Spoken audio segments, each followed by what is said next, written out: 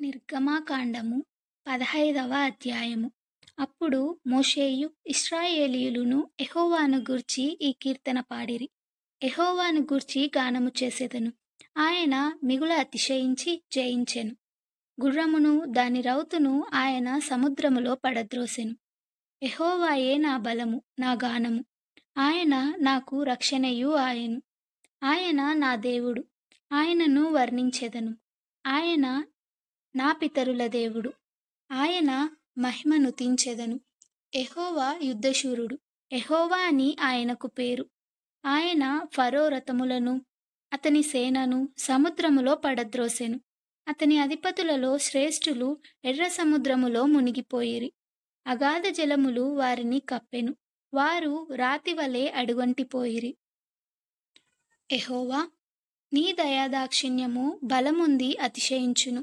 యెహోవా, నీ దక్షిణహస్తము శత్రువుని చితకదొక్కును. నీ మీదికి లేచువారిని నీ మహిమాతిశయము వలన అణిచివేయుదువు.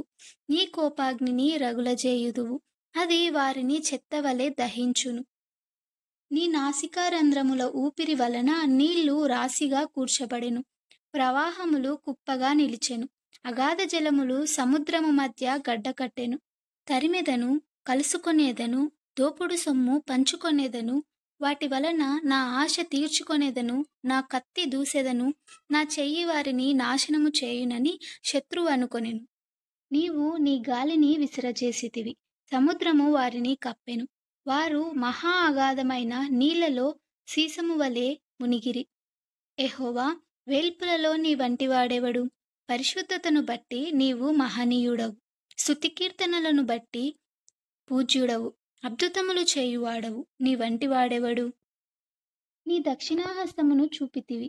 భూమి వారిని మింగివేసెను.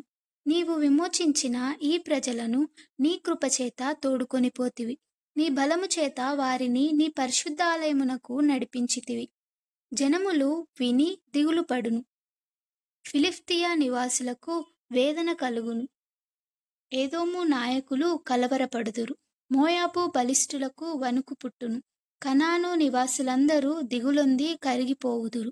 భయము, అధిక భయము వారికి కలుగును. యెహోవా, నీ ప్రజలు అద్దరికి చేరువరకు, నీవు సంపాదించిన ఈ ప్రజలు అద్దరికి చేరువరకు, నీ బాహుబలము చేత పగవారు రాతివలె కదలకుందురు. నీవు నీ ప్రజను తోడుకొని వచ్చెదవు.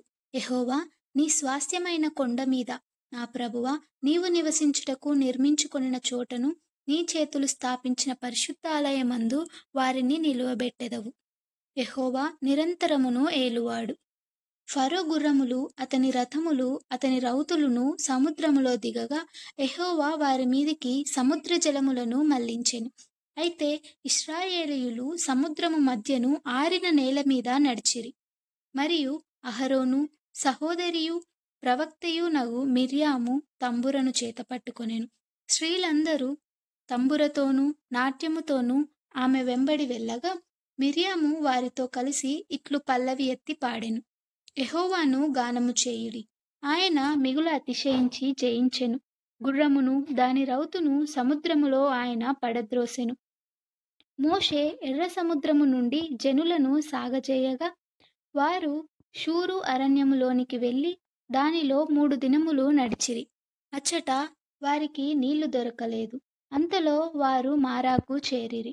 మారా నీళ్లు చేదైనవి కనుక వారు ఆ నీళ్లు త్రాగలేకపోయిరి. అందువలన దానికి మారా అను పేరు కలిగెను.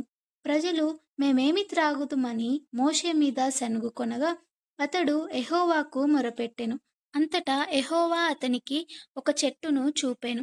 అది ఆ నీళ్లలో వేసిన తరువాత నీళ్లు మధురములాయెను. అక్కడ ఆయన వారికి కట్టడను విధిని నిర్ణయించి అక్కడ వారిని పరీక్షించి, మీ దేవుడైన యెహోవా వాక్కును శ్రద్ధగా విని ఆయన దృష్టికి న్యాయమైనది చేసి ఆయన ఆజ్ఞలకు విధేయులై ఆయన కట్టడలన్నిటినీ అనుసరించి నడిచిన ఎడల నేను ఐగుప్తీయులకు కలుగజేసిన రోగములలో ఏదియూ నీకు రానియ్యను. నిన్ను స్వస్థపరచు యెహోవాను నేనే అనెను. తరువాత వారు ఏలీమునకు వచ్చిరి. అక్కడ 12 నీటి బుగ్గలును 70 ఈత చెట్లును ఉండెను. వారు అక్కడనే ఆ నీళ్ల యొద్ద దిగిరి.